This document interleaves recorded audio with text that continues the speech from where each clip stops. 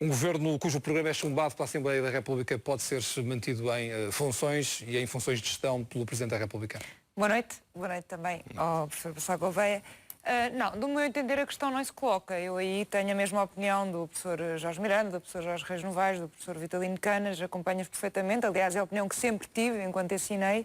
Eu entendo que um governo que é admitido na Assembleia da República, isto é, se houver uma moção de rejeição, a consequência E nós sabemos que já há 3 e todas elas vão ser apoiadas pela maioria de esquerda no Parlamento. Para falar uma linguagem simples para as pessoas perceberem em casa, a consequência imediata é a demissão.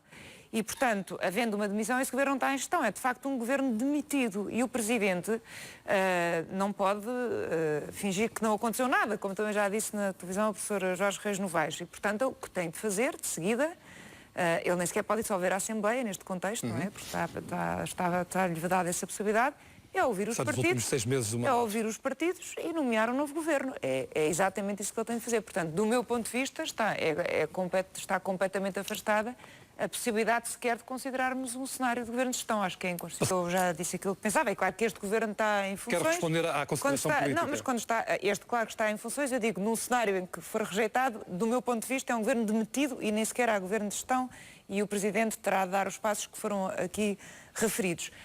Quanto às considerações políticas relativamente ao Partido Socialista, eu não lamento o que o Partido Socialista fez, obviamente, pelo contrário, aplaudo. O que eu lamento foi o que o Presidente da República, ou a concessão que tem sido dada relativamente ao papel que o Presidente tem na indigitação do Primeiro-Ministro. Porquê? Porque o Presidente, no fundo, tem um poder que o obriga antes a ouvir os partidos políticos.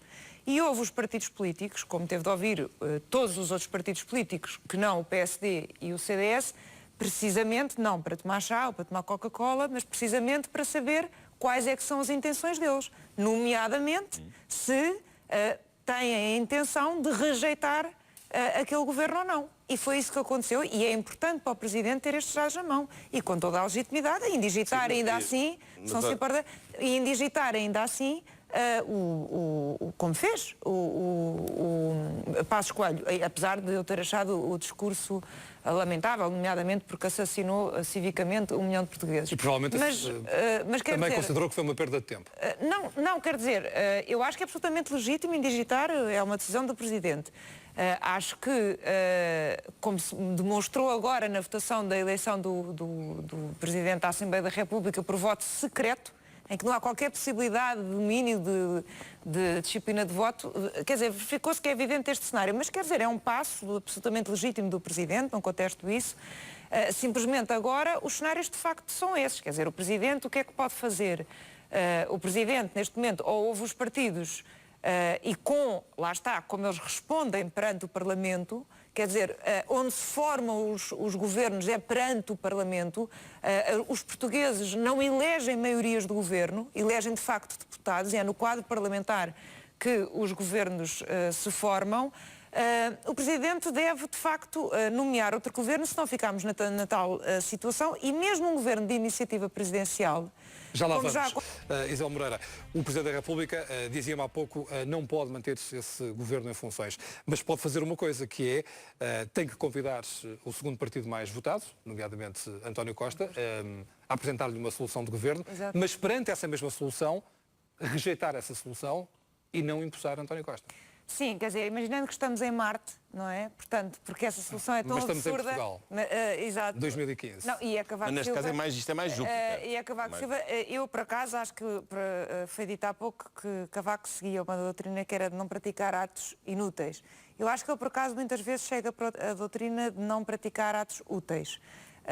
E acho que de facto ele podia ter antevisto este cenário e ter nomeado logo um governo de esquerda, seria uma hipótese, porque acho que mais tarde ou mais cedo, mais semana, menos semana, pelo cenário parlamentar vai ser. Essa é a tese de perda de tempo. Ainda assim, este governo foi nomeado, quem venceu as eleições, a partir do momento em que é chumbado. Uma coisa é não vetar porque é inútil, outra coisa é não impulsar um governo. Não vamos comparar a importância de um veto com a importância de um governo, são duas coisas distintas. Temos que falar de cada vez que não nos entendemos, mas eu estou a dizer que é obviamente legítimo.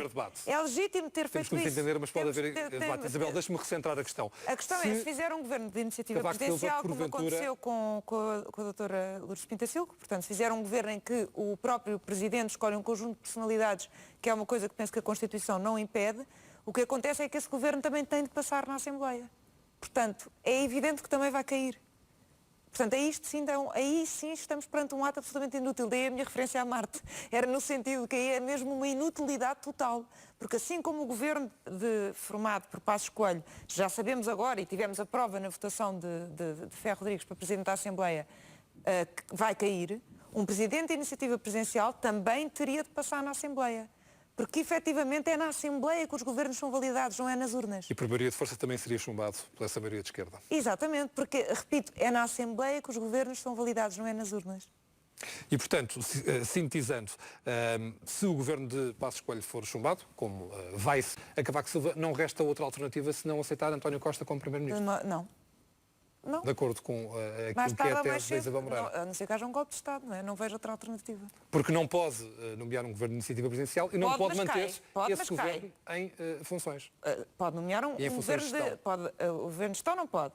A iniciativa presidencial pode, mas tal como agora o de Passos Coelho, eu estou a saltar a fase em que vai ser chumbado também, não é?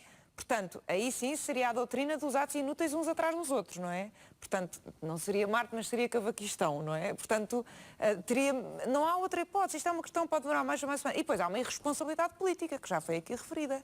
Era vivermos em duodécimos, eram as leis todas deixarem de entrarem em vigor, ter que se devolver os salários de um dia para o outro aos funcionários públicos, era vivermos em duodécimos, era ser o Tribunal Constitucional todos os dias a decidir o que é que se pode ou não fazer, era a oposição a poder legislar e o governo altamente limitado. Essa parte é muito interessante, a questão seria uma irresponsabilidade. Isabel, deixa-me pôr Eu queria só aqui, do meu ponto de vista, claro, retificar uma coisa que é o seguinte: quando não passar o governo de Passos Coelho, quem demite Passos Coelho não é o Presidente, é a Assembleia. Portanto, aqui é preciso distinguir entre demissão e exoneração. A Assembleia já o demitiu. E, portanto, nesse momento nós temos um governo demitido, não temos um governo em funções. Temos um governo diminuído, um governo em poder. Um governo demitido e, portanto, o Presidente, como eu disse há pouco, do meu ponto de vista, Mas faz sentido esta diferença entre demitido e exonerado ou não? Do meu ponto de vista, de todas aquelas pessoas que eu citei há pouco, o Presidente não pode fingir que não aconteceu nada, tem que proceder ao normal. Isto é, ouvir os outros partidos e formar outro governo. Porque realmente, noutra situação, há uma coisa que às vezes é difícil de passar para quem não lida com estas matérias, que é, há muitas inconstitucionalidades que não têm sanção. Por exemplo, nós dizemos, mas não há prazo para fazer isso. Realmente não há. Mas nós temos é que retirar do espírito e da letra da Constituição o que é inconstitucional e o que não é. Por exemplo, o Presidente tem 40 dias para promulgar um decreto-lei. É o que diz a Constituição no artigo 136. E dizemos assim, se não promulgar nada, não acontece nada, não está lá prevista nenhuma sanção. Por isso é que é normal que se pergunte neste debate, e se não acontecer?